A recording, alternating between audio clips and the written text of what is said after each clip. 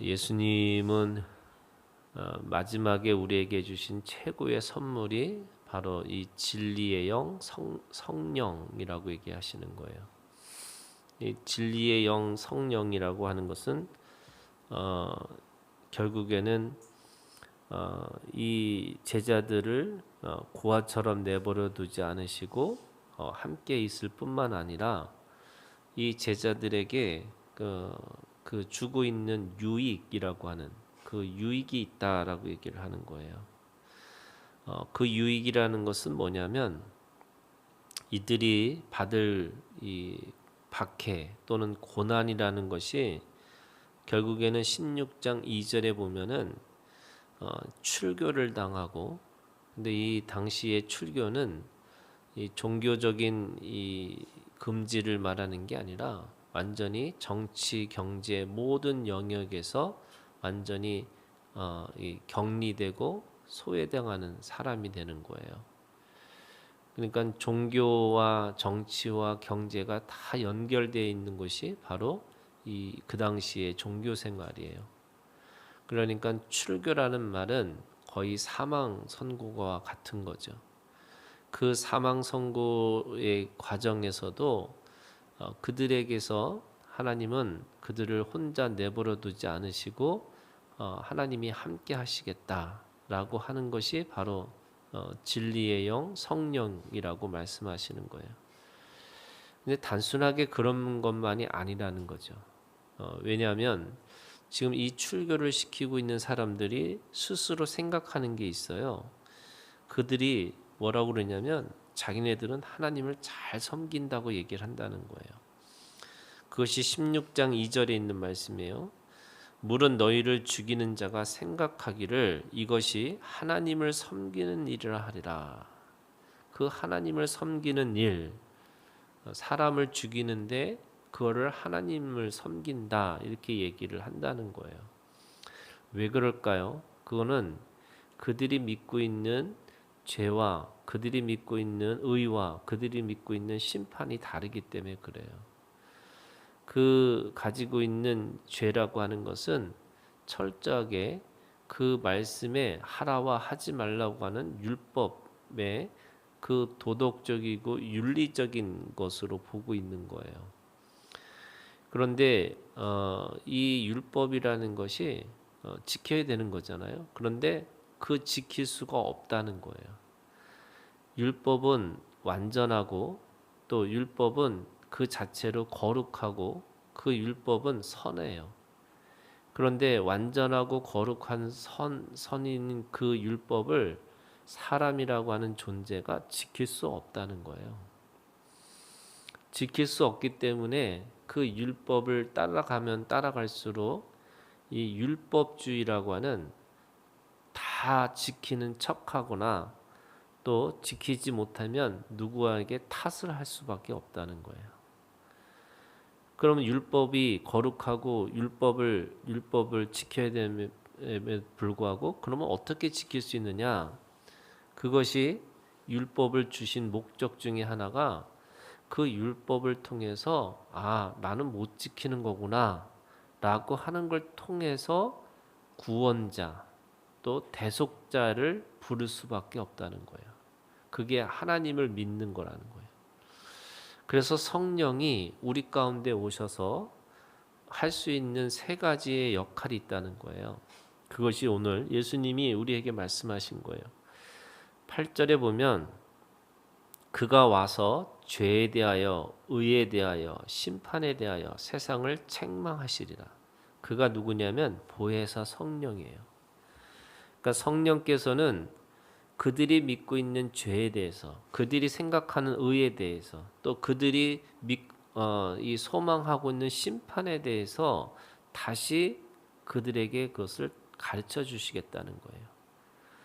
율법주의자들 또는 이 가면을 쓰고 있는 사람들도 자기도 하나님을 믿고 있다고 생각하는데 뭐가 잘못됐냐? 죄에 대해서 오해하고 있는 거고 의에 대해서 곡해하고 있는 거고 심판에 대해서 자기 멋대로 생각하고 있는 거예요. 그러면 어떻게 되느냐? 지금 예수님이 오셔서 그 성령이 우리 가운데 주신 유익이 뭐냐면 첫째가 죄가 뭐냐? 9절에 이렇게 돼 있어요. 죄에 대하여라 함은 그들이 나를 믿지 아니하며. 죄라는 것이 도덕적이고 윤리적인 것이 아니라 철저하게 예수님을 믿는 것. 이 믿는다라는 게 예수님을 신뢰한다는 거예요. 내가 하나님 앞에 내가 가지고 있는 도덕과 내가 가지고 있는 윤리로 하나님 앞에 갈 수가 없어요. 그러니까 어떻게 되냐? 우리는 예수 그리스도를 믿음으로 그 믿는 것을 통해서 하나님 앞에 갈 수가 있다는 거예요.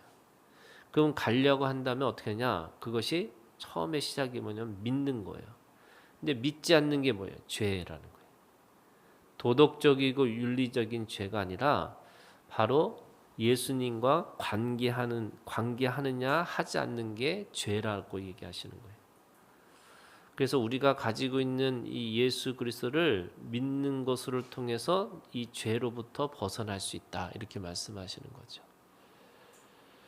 그러니까 이 구약에서 많은 죄와 예수님이 말씀하신 죄가 다르다는 거예요. 누가 가르쳐 주세요? 성령이 예수님을 믿음으로 그 죄로부터 벗어날 수 있다. 이렇게 말씀하시는 거죠.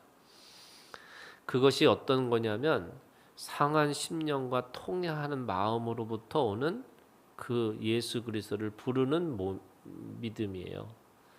그러니까 예수님이 우리에게 주신 그 믿음의 선물을 내가 받는 사람이 누구냐? 아, 내가 안 되는 사람이구나. 내가 노력해서 내가 열심히 해서 율법을 지킬 수 없는 사람이구나. 이거를 깨닫는 사람들이 바로 예수를 믿는 거예요. 그게 죄를 떠날 수 있다는 거죠. 두 번째는 의에 대하여라 이렇게 있어요. 의에 대하여라 함은 내가 아버지께로 가니 너희가 다시 나를 보지 못하며. 그 예수 그리스도가 십자가에서 죽으셨어요. 왜 죽었냐면 죄의 삭은 사망이에요. 예수님도 그 죽음 가운데 들어갈 수밖에 없는 이유는 예수님은 죄가 없음에도 불구하고 모든 사람들의 죄를 뒤집어 쓰시고 죄의 값을 받으신 거예요. 그게 사망이에요. 그런데 그 사망으로부터 다시 하나님의 사랑의 능력을 통해서 다시 그 사망에서부터 일어나셨어요. 그것이 부활이에요. 그러니까 우리가 의라고 하는 것은 뭐냐? 내가 아버지께로 가니 너희가 다시 나를 보지 못합니다. 죽었는데 그 죽음의 자리에 있지 않으시고 다시 하나님의 나라, 하나님의 아버지께 간 그 예수 그리스도, 그것이 의라고 얘기하는 거예요. 자, 이게 무슨 말이냐면 예수 그리스도를 믿고 예수 그리스도의 삶으로 살아내는 것이 그 십자가의 죽음과 십자가의 부활을 살아가는 것이 진정한 의의 삶이라고 얘기하는 거죠. 그러니까 오늘 우리가 결국에는 최고의 의라고 하는 것은 뭐냐면 예수 그리스도가 우리에게 보여주신 십자가의 사랑, 그것이 옳은 거예요. 그래서 그 옳음을 따라서 살아가는 거죠. 우리는 옳고 그름이라고 하는 선악을 아는 열매로부터 떠나서 내가 누군가의 죄를 뒤집어 쓰고 그 뒤집어 쓴 걸 통해서 진정한 사랑을 보여주는 삶, 그것이 바로 십자가의 사랑이셨어요. 그것이 진정한 의라고 얘기를 하는 거예요. 그래서 죄를 떠나서 의를 내가 이루고 살아가는 것이고, 세 번째가 심판에 대하여라 하면 이 세상 임금이 심판을 받았습니다. 이 세상 임금이 누구냐면 죽이는 자예요. 그리고 그 사망의 권세로부터 사로잡혀 있는 염려와 두려움에 있는 사람들이고요.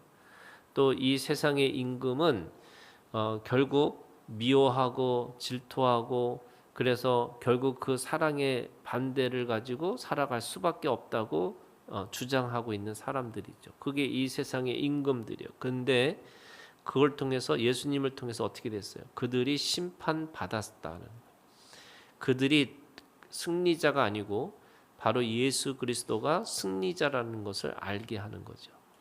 그러면 이 보혜사라고 하는 성령이 주고 있는 유익이라는 것이 뭐냐?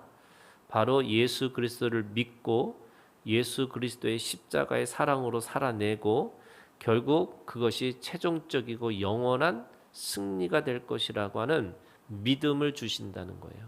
그것이 바로 보혜사, 오늘 그 성령이 오늘 우리에게 주시는 최고의 유익이라고 하는 거죠. 그러면 성령은 뭐 하시는 분이에요? 예수를 믿게 하시는 거예요.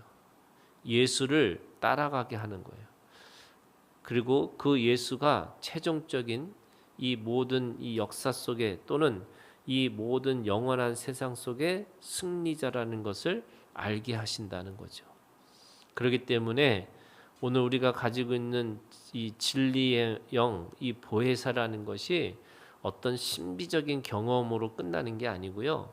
오늘 우리를 잘 믿게 하시는 것이 바로 보혜사, 성령이 우리 가운데 하시는 일이다. 이렇게 말씀하고 있는 거죠. 오늘도 우리가 예수 그리스도 안에서 이 죄와 의와 심판에 대해서 아는 거지, 이 율법주의를 통해서 이 죄에 대해서 의에 대해서 심판에 대해서 생각하는 것이 아니다라는 거죠. 그래서 오늘도 우리가 이 믿음의 세계, 이 믿음의 나라를 오늘도 살아내는 우리가 되기를 주님의 이름으로 축원합니다.